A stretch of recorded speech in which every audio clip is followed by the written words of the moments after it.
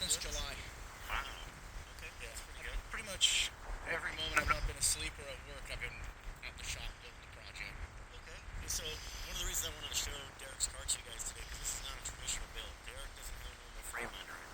Tell us about your frame. Yeah, so for my frame, I used a 10-foot aluminum ladder and a 6-foot aluminum ladder that are placed on top of each other, which gives it, when you look at it, you'll see it has kind of a widening effect as it goes back. So You can actually see the top footstep of the ladder right there. is that what that is? That's the ladder. And so that gives it an aluminum frame. It's nice and rigid.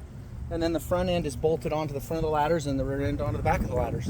Wow, so it's super clever. And of course, you get the V-twin on the front here. Yeah. Or simulated V-twin. So simulated V-twin. This is actually pipe out of a dryer vent. This is actually a bowl for serving salad. These are off of just little lawnmower engines.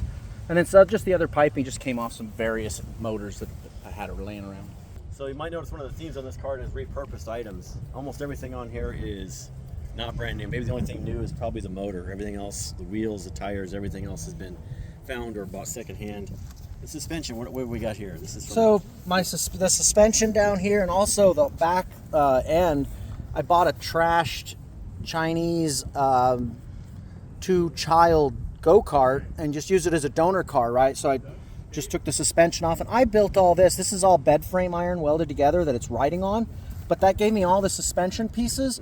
It also gave me the back axle, gave me the brake parts, the chain, a lot of the things that would have been very expensive. And I picked that donor cart up for $150, and then I also had all the iron that came with it to use for other things too. Right. I might mention while we're down here, originally I was going to put a Maytag washing machine 2-stroke engine on the front. Turned out to be too heavy. That's why I call it the Maytag Rip Special, as an homage to the Morgan Rip Special that it's based on. But this is all just a faux engine. This is a piece of pipe out of a dryer. This is a motorcycle engine case, but it's just the front case. It doesn't weigh almost anything. And just put it together to look like a V-twin engine. Yeah, it certainly looks that way, even with these exposed rocker springs here. Looks cool. And then the body is covered in canvas or some sort of canvas material, right? Yeah, these are actually military duffel bags, front and back. If you look at the back, you can see the handle and the back flap of a duffel bag. And I just had those on hand, so I grabbed them. Same thing with the leather. That came off an old couch that we had.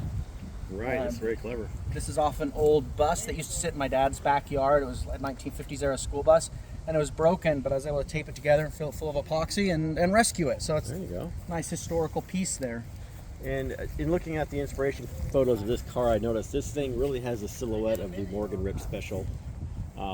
Even with the engine and the graphics and the tail, everything looks in the profile just like the original car. And so Derek did a great job of capturing the essence of the inspiration car. And he's taken it a step further in the fact that almost everything on here is old. So not all store-bought. The frame is, Steve Joe, if you show the frame here on the video camera, you see the ladder in there, kind of below the seat and the steering wheel. Yeah, this is actually a step on the ladder.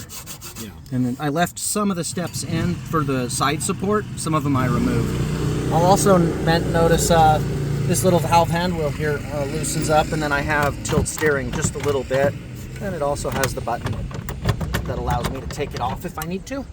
So that's handy also. And this is your kill switch and your power switch for your lights? Kill switch and power switch, so turn it on to run. When I turn it off, of course, it kills the engine on, but it also lets me turn on the headlights, and I've used this old vintage switch. And I have a tail light, and then I'm going to eventually put a headlight in also. Yeah, this is all very clever. I'm loving all the repurposed stuff, and the car runs pretty well. We've been driving here at Dennis Thomas's CycleKart workshop today with the group. You hear the other cars riding in the background. We're just doing some laps around the yard. Pretty clever job of repurposing all this, Derek. Are you happy with the results? I love it. And I'm still tweaking. I think it's probably a lifetime of tweaking, looking at things to improve. My next thing, I think I'm going to put a more vintage-looking dashboard in with some old wood. Try to get it where it has the equally vintage feel everywhere that you look at it. Yeah, even he's got a functional handbrake that works with the hydraulic brake, so that it's integral. It's emergency brake, Yeah, essentially. it's emergency brake that's cable driven, Right. and the handle of it's just an old vintage hammer, and it's welded onto a motorcycle gear shift lever that ties into the brake. Let's look at this brake real quick.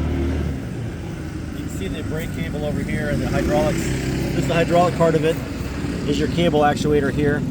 This is all in one piece. Do you happen to know what this is off of? It came with that donor it came cart with the that donor I got. cart. Oh. Yeah, actually, the one that came with the cart was didn't work, but I was able to go online and find the replacement piece for it. So I got that off Amazon.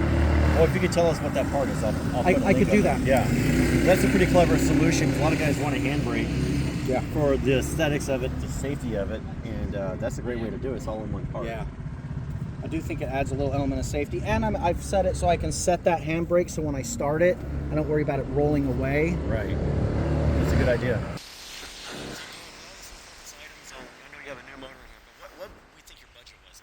So that's the interesting thing is, I had 2 daughters get married this year. My budget for hobbies is really low, and so I thought I need to build this as cheaply as possible. So that's why I used aluminum ladders for the frame. I already had a 6-foot. I bought the 10-foot for $20. I already had the duffel bags that I used for the front and back. I already had the leather that I used for the seat from an old couch that we had. I used pieces out of an old washer and dryer I had in the backyard to get some of the cross members. And I used a lot of bed iron from people who have just old beds they were throwing away. So overall, I have somewhere around $200 to $250 into the engine and the torque converter. Had $150 into the donor car that I used to get the front and back suspension, and I probably have, I don't know, $50 to $100 in rivets and welding rod, and that's it. So right around $500. Right around So $500. that is about as cheap as anybody's ever built a CycleKart. Kelly Wood maybe is in that same ballpark because he's really done a good job of finding items and repurposing items and using used wheels. Not just, these are original OEM Honda wheels. These aren't brand new reproductions that are available on eBay or through Andrew and Andrew on Trampolines. And boy, I always recommend trying to find the originals because they are a little more sturdy.